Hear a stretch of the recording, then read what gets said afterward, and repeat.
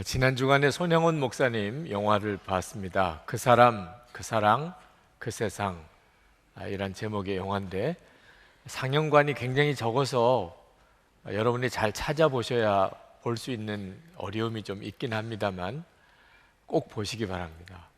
저는 지난번 KBS에서 방영했었던 방송도 보고 뮤지컬도 보고 또 책도 보고 했었지만 많이 울었습니다. 원수를 사랑하라는 것을 설교로 들을 때는 부담스럽지만 실제로 원수를 사랑한 사람의 이야기를 눈으로 이렇게 보는 것은 굉장한 감동이었습니다. 그러니까 마음의 무거운 짐이 다 없어지는 것 같았어요. 그냥 사랑만 하면 되는 걸, 정말 사랑만 하면 되는 걸. 손영원 목사님의 일대기를 가만히 보면서 내게 주어진 짐은 짐도 아니구나, 그런 생각도 들었습니다. 그리고 또 하나, 우리가 살고 있는 세상이 무신론 세상입니다. 유물론 세계관을 가지고 있는 사람들이 많습니다. 공산주의자들만 아니고. 그런데 원수를 사랑하는 사랑을 통해서 어떻게 유물론 사상이 나올 수가 있을까? 이미 그 논쟁은 끝났다고 생각이 듭니다. 창조냐 진화냐 논란도 있습니다만 원수를 사랑하는 사랑이 어떻게 진화로 설명이 될 수가 있죠? 역시 그 문제도 더 이상 논란거리가 아니라는 것을 깨닫게도 됐습니다. 여러분 중에 하나님이 진짜 살아계시면 나도 한번 경험해보고 싶다 하시는 분들은 여러분 안에 이기심을 뛰어넘는 사랑이 조금이라도 느껴진다면 그럼 하나님을 체험하신 겁니다. 그건 하나님이 우리에게 주신 하나님의 속성이시니까. 여러분, 절대로 눈으로 보고 귀로 듣는 것으로만 판단하면 안 됩니다. 너무 작아도 못 보고요, 너무 커도 못 보는 거거든요. 어떤 사람이 웃는 얼굴을 하고 있다 그래서 그 사람 속에 있는 슬픔을 어떻게 알 수 있겠습니까? 어떤 사람이 지금 말할 수 없는 고난 중에 있다고 해도 그 사람이 사실은 하나님의 말할 수 없는 축복을 받고 있는 줄 누가 이해할 수 있겠어요? 그러니까 우리가 눈으로 보고 귀로 듣고 살지만 판단은 절대로 눈으로 보고 귀로 듣는 것만으로는 할 수 없다는 것을 알아야 합니다. 그 중에서 우리가 정말 보아야 할 것, 보이지 않지만 정말 보아야 할 것이 우리 안에 계신 주 예수 그리스도이십니다. 우리는 다 사람들의 인정을 받으려는 욕구가 있습니다. 여러분들은 어떤 점 때문에 다른 사람들보다 귀한 존재입니까? 어떤 사람들은 인물이 잘나서 사람들의 주목을 받는 사람도 있습니다. 어떤 사람은 세상에서 성공해서, 어떤 사람은 돈을 많이 가지고 있어서, 어떤 사람은 진짜 재능이 많아서, 어떤 사람은 성격이 좋아서. 교회 안에서는 직분이 여러분들이 다른 사람들에게 인정받는 어떤 동기가 될 수도 있죠. 그런데 이런 것들로 인해서 다른 사람의 인정을 받으려고 하면 인생이 피곤합니다. 끊임없이 사람들의 인정받기 위해서 무언가를 다른 사람보다 뛰어나고 좋은 것을 내가 보여줘야 되는 거죠. 그런데 우리가 귀한 것은 오직 하나 이유 때문입니다. 우리 안에 계신 예수님 때문에. 우리 안에 계신 예수님 때문에 우리가 귀한 거예요. 성도들이 귀한 이유예요. 잘 이해가 안 되십니까? 그렇다면 여러분 주변에 정말 예수님이 저 사람 안에 계시다, 저 사람 안에 예수님이 정말 계시고 저 사람은 예수님과 굉장히 친밀한 사람이야, 이렇게 정말 믿어지는 사람이 주변에 몇 사람이나 있는지 한번 생각해 보십시오. 가족, 친척, 교우, 여러분들이 교제하는 많은 사람들 중에 참 드뭅니다. 정말 저 사람 안에 예수님이 계시고 저 사람은 예수님과 정말 친밀한 사람이야, 이렇게 믿어지는 사람이 너무너무 드물어요.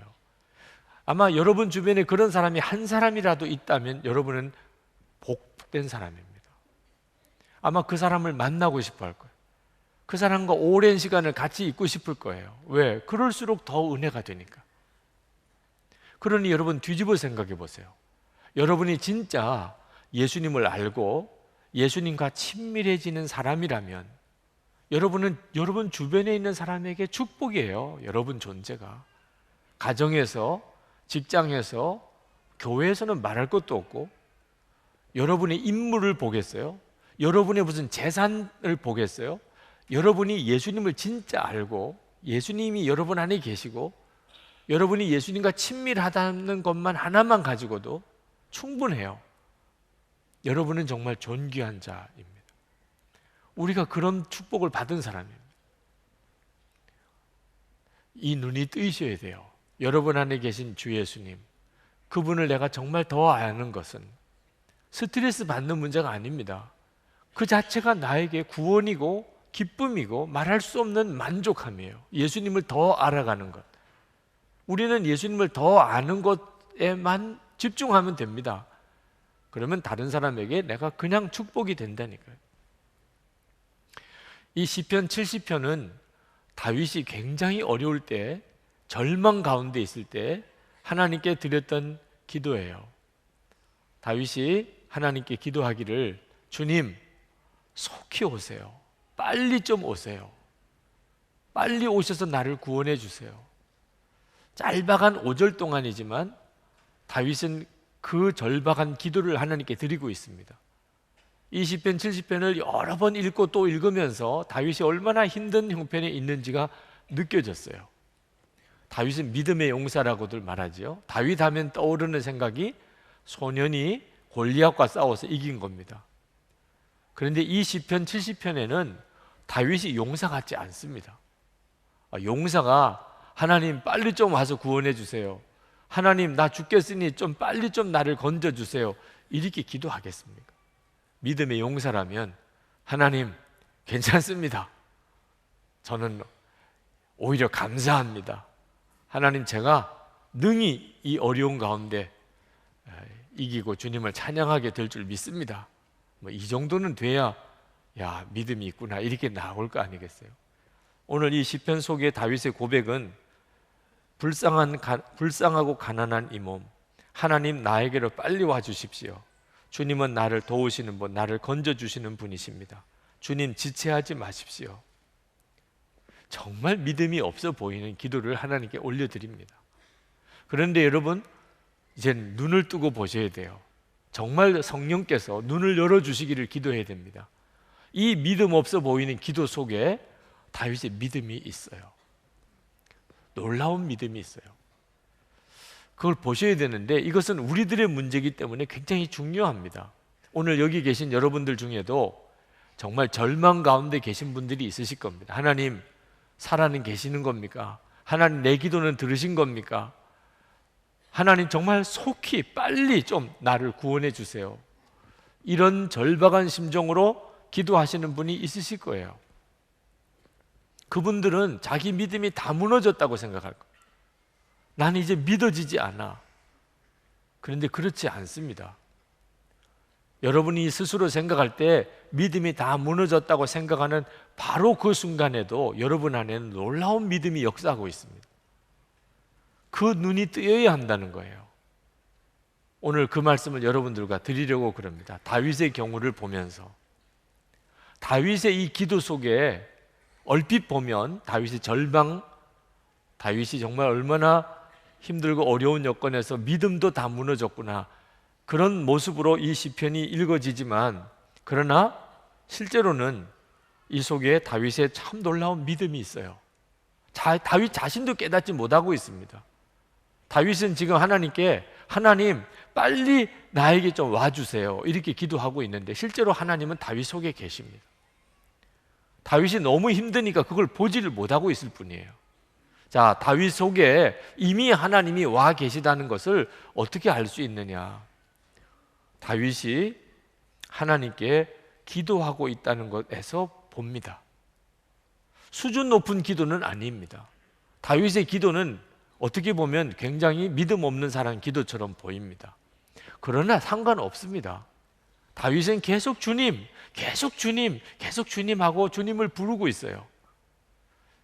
이것이 다윗 안에 여전히 하나님이 역사하고 계시다는 증거입니다. 로마서 10장 13절에 누구든지 주의 이름을 부르는 자는 구원을 받으리라.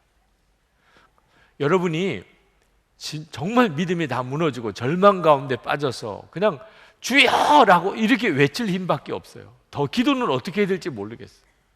그래도 그 자체가 여러분 안에 하나님이 역사하고 계시다는 증거입니다. 예수님께서 십자가에 못 박히시고 하나님께 기도하셨잖아요. 나의 하나님, 나의 하나님, 어찌하여 나를 버리시나이까. 예수님도 하나님이 나를 버리신 것처럼 그렇게 느껴지셨다니까. 그런데 우리가 그 가운데서도 주목해 볼 것은 나의 하나님, 나의 하나님이라고 불렀다는 거예요. 예수님은 여전히 하나님, 나의 하나님이라고 믿으니까 그렇게 부르신 거잖아요. 여러분 중에 그래도 어떻게 주님의 이름만 불렀다고 그게 큰 믿음이라고 말할 수 있느냐라고 생각하시는 분들이 있으실 거예요. 근데 많은 사람을 만나보고 난 다음에는 생각이 바뀔 겁니다.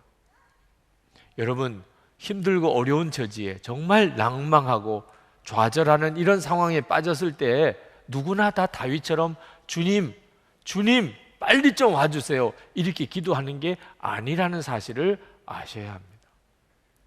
아주 적어요. 진짜 기도를 해야 될 때라고 생각됐는데 기도 못하는 사람 많습니다. 기도가 안 나오는 거예요. 정말 힘들고 어려우면 다 기도할까요? 실제로 기도하는 사람은 굉장히 적습니다. 오늘 이 시간에 여러분의 마음속에 주님, 정말 그런 기도가, 외마디 기도가 있어요. 그렇다면 여러분은 아직도 끝 아닙니다. 여러분 안에서 주님이 역사하고 계신 거예요. 주님이라고 부르도록. 이 다윗의 절박한 기도 속에 너그러우신 하나님에 대한 믿음이 나옵니다. 1절 말씀에 주님 너그럽게 보시고, 5절에 보면 주님은 나를 도우시는 분, 나를 건져주시는 분이십니다. 다윗이 그 짧은 기도 속에 이 고백을 합니다. 그건 다윗이 하나님이 자기에게 너그러우실 것이라는 믿음이 아주 겨자씨만큼이라도 있기 때문입니다. 여러분, 사람이 누구나 다 하나님 앞에 나아갈 수 있는 게 아닙니다. 오히려 하나님은 가까이 하기에 너무나 먼 당신이에요. 모든 사람에게 그렇습니다.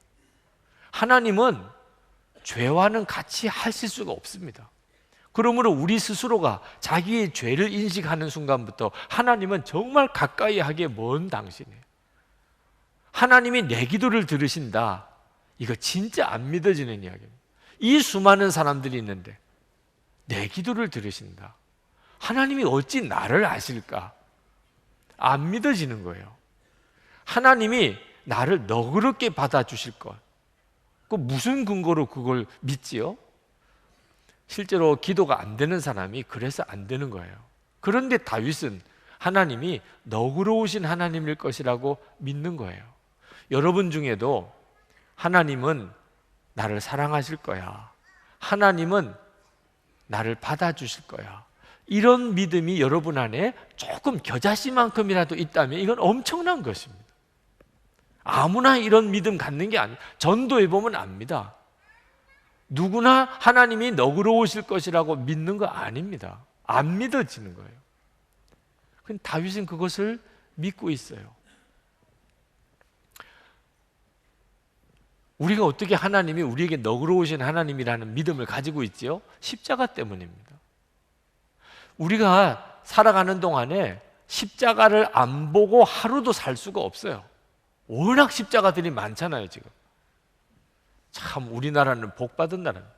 하나님이 이렇게 십자가를 우리에게 보여주시는 까닭이 뭐지요? 하나님이 너그러우시다는 것을 우리가 행여라도 의심할까 봐, 믿지 못할까 봐, 하나님께서 우리에게 얼마나 너그러우신 분이신가를 확실한 증거를 통해 보여주시고 계신 거예요.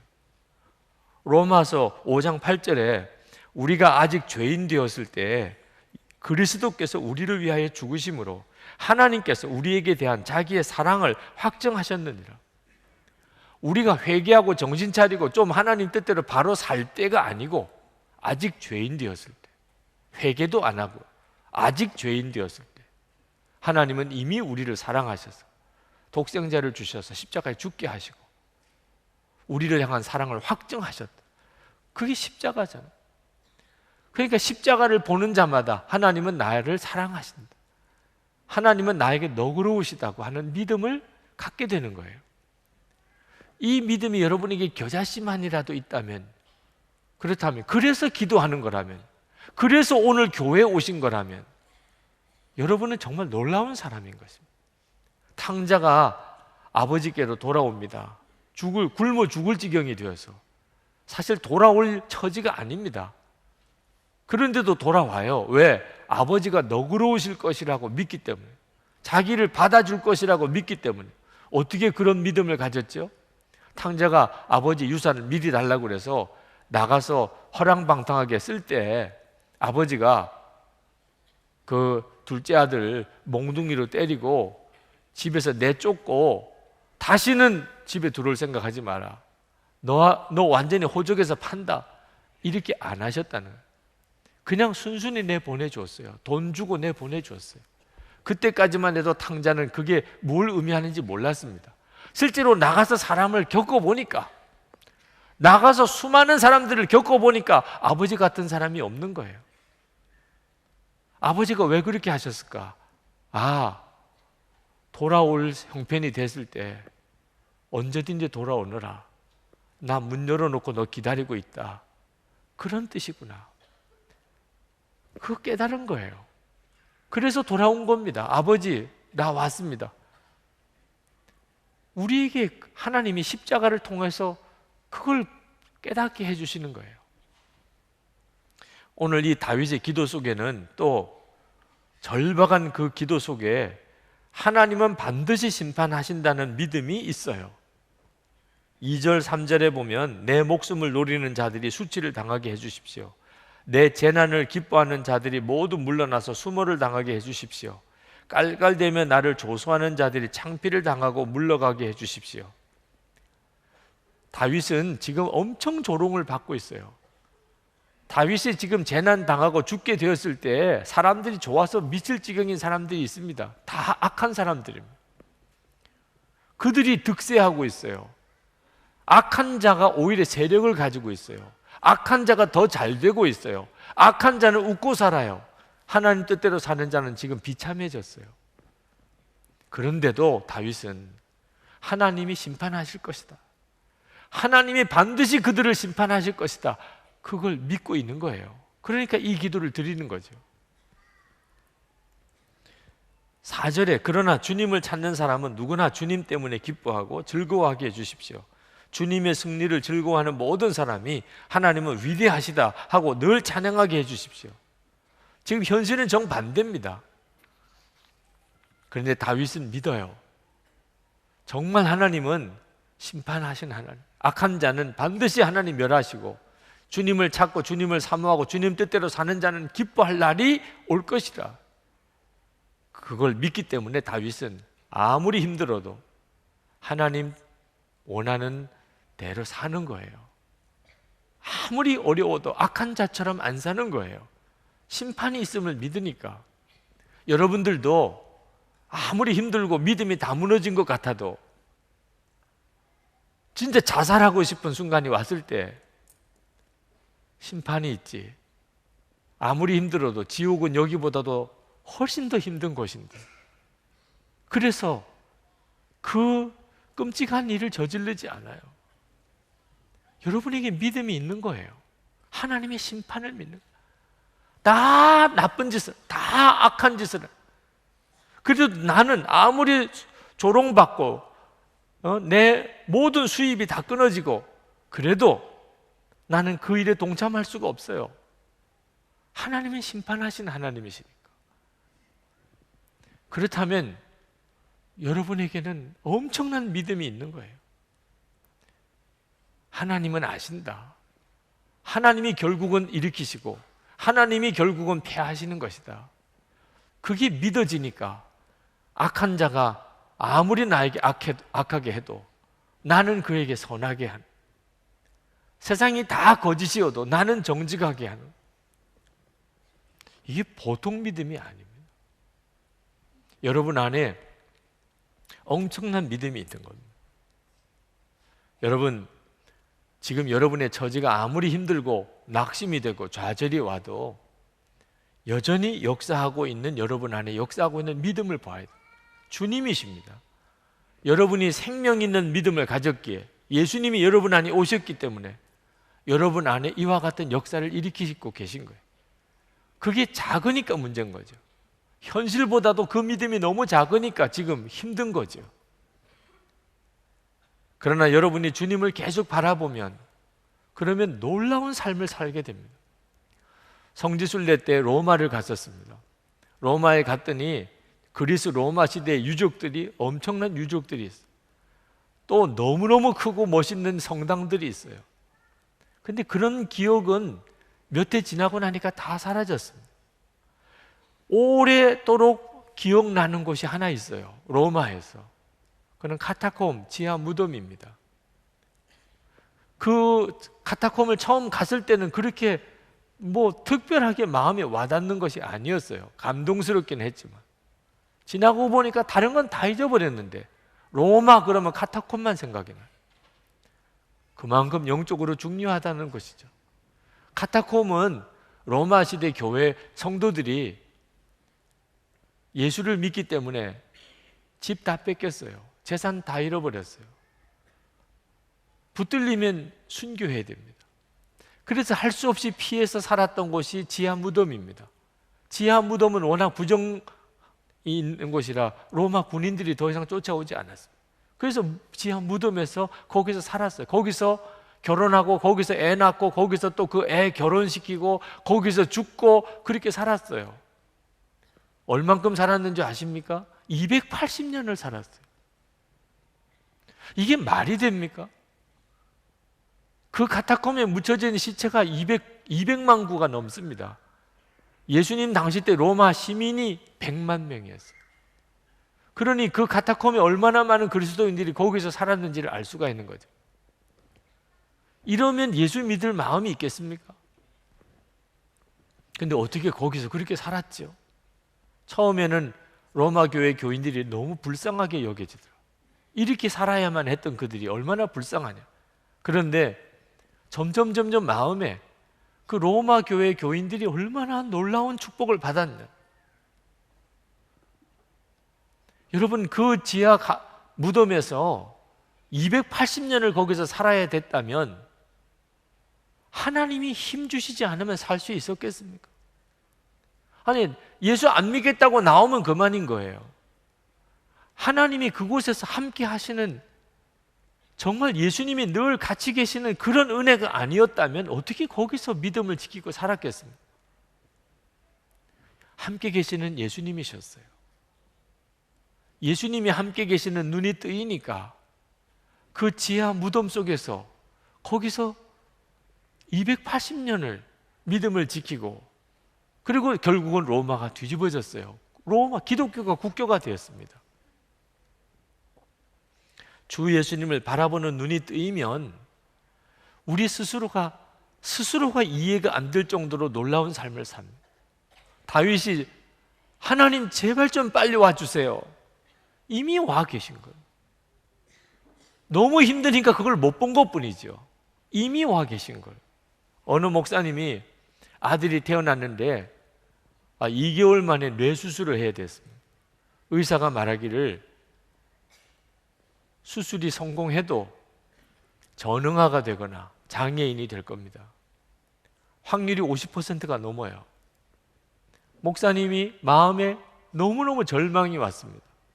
만약에 내 아들이 전응하고 또 장애아라면 나는 이 아들을 사랑하고 감사할 수 있을까? 처음에는 못할 것 같았어요. 하루를 기도하고 이틀을 기도하고 사흘을 기도하고 놀라운 변화가 일어나는 거예요. 전응아가 되면 어때? 장애하면 어때? 너무너무 사랑이 마음속에서부터 사랑이 절절 끓는 거예요. 내 아이가 어떤 아이라 할지라도 내 아들인 걸, 그렇게 뜨겁게 그 아들을 향한 사랑이 일어나게 됐어요. 여러분, 기도해 보시면 다 똑같이 경험합니다. 주님과 계속해서 여러분들이 영적으로 주님과 계속 만나게 되면 여러분 안에 여러분이 상상할 수 없는 변화가 일어나. 그 목사님이 그때 단순히 아들에 대한 마음만 바뀐 게 아니었습니다. 사람을 보는 눈이 달라져 버렸어요. 그 목사님이 그 전만 해도 사람은 언제나 둘로 나뉘어 보였어요. 좋은 사람이 있고 나쁜 사람이, 잘난 사람이 있고 못난 사람이 있고, 성실한 사람이 있고 불성실한 사람이 있고, 일 잘하는 사람이 있고 일 못하는 사람이 있고. 사람은 그런 거잖아요. 그렇게 나뉘는 거잖아요. 근데 목사님 마음 안에 사람이 어떻게 그렇게 나뉘냐 말이에요. 사람은 사람이지. 하나님이 보시는 눈에 우리가 그렇게 나뉘겠냐 말이에요. 오히려 복음이 뭡니까? 죄인을 사랑하는 게 복음이거든요. 하나님이 죄인을 사랑하시는 게 복음이거든요. 그러니 의로운 사람, 죄인, 하나님의 눈에 이렇게 나뉘겠냐 말이에요. 아들이 전응아가 되고 장애인이 될 것이라고 하는 사실을 듣고 하나님 앞에 기도하면서 아들이 어떤 아들일지라도 사랑하는 마음이 이렇게 목사님 안에 생기면서 사람 보는 눈이 달라지는 거예요. 사람이 그냥 사랑스러운 거예요. 어떤 사람이든지 귀한 거예요. 주님의 마음을 그대로 받은 거죠. 그 목사님이 목회를 잘 하실 수밖에 없었을 거예요. 그렇게 되셨으니까. 여러분, 우리가 할 일은 주님을 주목하는 것입니다. 우리 안에 지금도 역사하고 계세요. 오늘 이 예배에 오신 여러분들 안에 주님은 지금도 역사하고 계십니다. 그러니 여기까지 오신 거예요. 여러분이 지금 아무리 스스로가 내 믿음은 다 무너졌어, 나는 하나님 믿을 수가 없어 하더라도 이미 여러분 여기 와 앉아 계신 것이 여러분도 스스로 이해하지 못하고 있지만 주님에게 붙들려 계신 거예요. 지난 주간에 우리 교회 젊은 전도사님 한 분이 암 수술을 받았어요. 근육종이라고 근육에 암이 생겼어요. 젊은 전도사님이 그 암 수술을 받는 그 심정이 얼마나 힘들겠습니까? 수술 받기 전날 신방을 갔습니다. 근데 신방을 가는데 주님께서 제 마음에 그 전도사님을 향한 마음을 주세요. 그 전도사님이 성경을 통해서 알고 믿었던 하나님을 이제는 실제 삶을 통하여 하나님을 만나고 믿게 되는 순간이라는. 그래서 신방을 가서 그 말씀을 그대로 전했어요.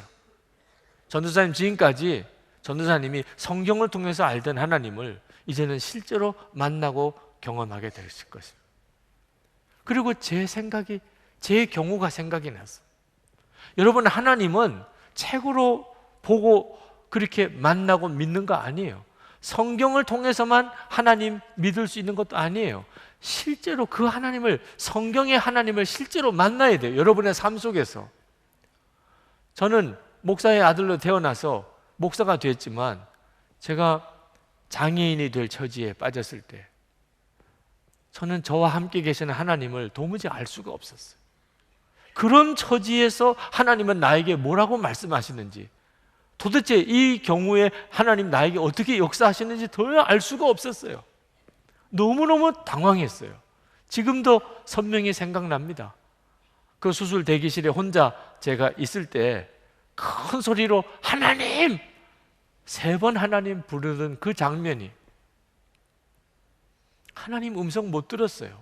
그렇게 하나님을 애절히 불렀는데도 저는 하나님이 저에게 뭐라고 말씀하시는지 들을 수가 없었어요. 그리고는 거의 밤새 울었습니다. 저 자신의 죄를 생각하고 또 생각하고 또 생각하고 울고 또 울고, 그렇게 울면서도 저는 주님의 음성 듣지 못했어요. 그렇게 그날 밤은 힘들고 어렵게 지나갔습니다. 근데 지나고 난 다음에 내가 그날 주님을 만났고 주님의 음성을 들었다는 것을 지나고 난 다음에 깨달아요. 지나고 난 다음에 너무너무 선명하게 깨달아지는 거예요. 그날은 못 들었는데. 제가 하나님 3번 크게 하나님을 부르짖을 때, 그건 하나님께서 저를 부르실 때, 기성아 너는 지금 어디 있냐 도대체, 그 주님의 음성에 제가 응답한 것이더라고요. 하나님 하고 부르. 제가 밤새도록 울 때 그것은 주님께서 제 마음속에 계속해서 제가 그동안 사람 눈만 없으면, 사람 보는 사람만 없으면 제가 얼마나 엉터리같이 살았는지 주님이 그것을 계속해서 지적하시면서 이게 내 모습이야, 이게 너 자신이야 라고 주님이 저에게 책망하시고 지적하시는 것에 대해서 제가 그렇습니다 주님, 그렇습니다, 제가 그런 사람이었, 그랬던 거더라고요. 제가 오른쪽 다리를 하나님께 바치겠다고 그러면서 펑펑 울면서 고백했을 때, 그때는 주님이 저를 주의 종이 되라고 부르시는 순간, 이제 너는 내 종이 되라. 제가 아멘입니다 주님, 제가 이제는 저를 주님께 드립니다. 그렇게 주님께 응답한 것이더라고요. 저는 하나님이 저와 같이 계신 것을 모르겠더라고요. 그런데 지나고 난 다음에 알았어요. 주의 영이 저를 그날 완전히 사로잡고 있었다. 그날 그곳에서 주님이 저를 완전히 덮치고 계셨어요. 그리고 제가 완전히 달라져 버린 거예요.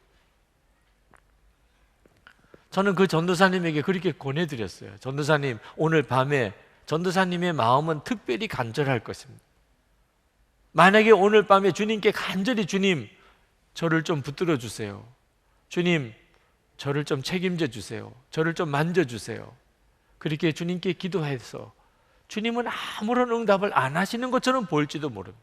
만약에 주님이 진짜 아주 신비하게 나타나셔서 그 전도사님에게 손을 대어 주시고 두려워하지 마라, 이 일로 인해서 너는 앞으로 놀랍게 내 종이 될 것이다, 내가 너를 깨끗하게 고쳐줄 것이다, 뭐 이런 식으로 말씀하셨다면 뭐가 문제가 되겠어요? 뭐가 두렵겠어요?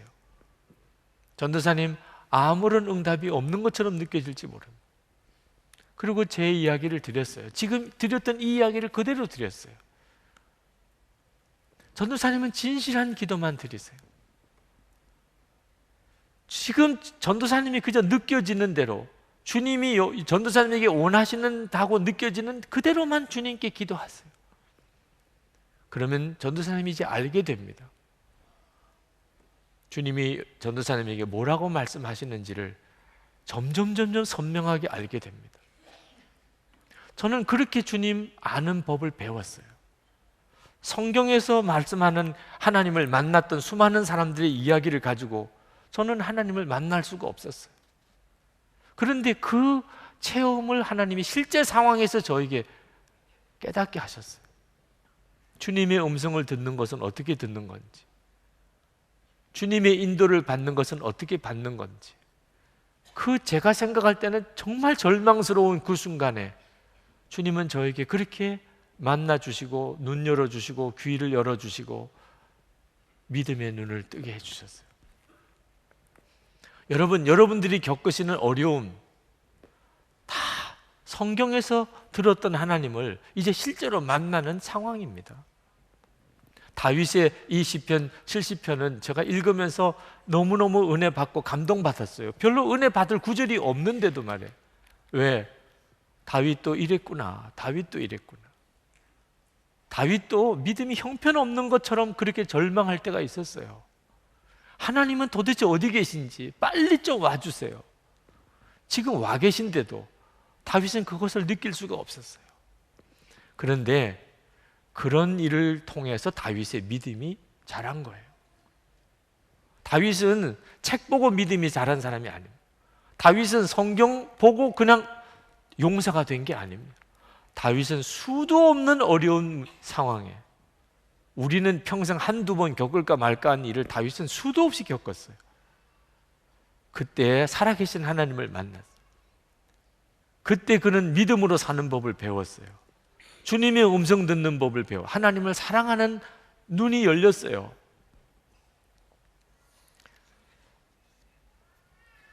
지난 탁구대회가 우리 교회에 있었습니다. 그때 88 서울 올림픽 때 탁구 금메달리스트인 양영자 선교사님이 초청 손님으로 오셨습니다.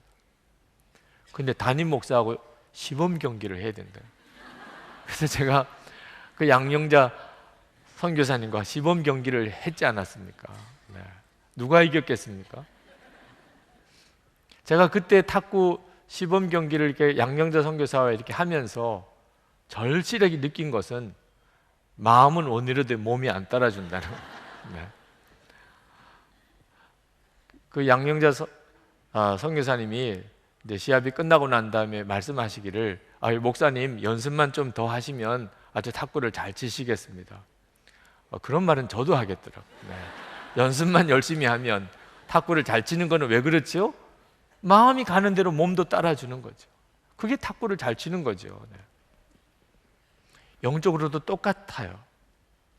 여러분, 우리는요 살다가 보면 어떤 때는 생각할 겨를이 없는 상황에 판단을 내려야 될 순간이 옵니다. 고민하고 갈등할 시간이 없어요. 그냥 몸이 반응해야 됩니다. 그냥 반응해야 돼요.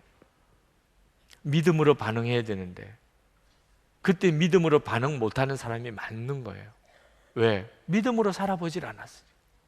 주님을 계속 바라보고 반응하고 그렇게 살아보질 않았기 때문에 절대절명의 순간, 내가 사느냐 죽느냐 하는 문제가 갈리는 때에 내 마음속에서 주님이 역사하시고 나는 거기에 반응할 수 있어야 되는 겁니다. 그래서 24시간 주 예수님을 바라보시라는 거예요.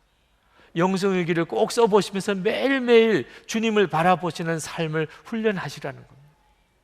다윗이 그렇게 믿음의 용사가 됐거든요.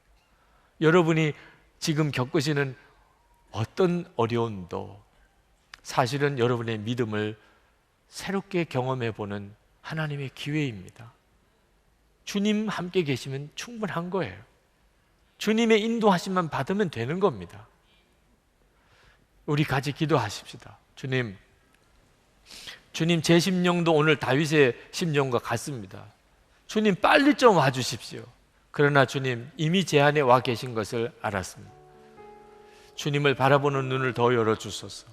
주의 말씀 듣는 귀를 더 열어주소서. 제가 진짜 중요할 때 믿음으로 반응하는 자가 되기 원합니다. 주님 이 시간에 우리의 심령 가운데 충만하게 임하여 주소서. 기도합시다. 은혜와 사랑에 충만하신 아버지 하나님,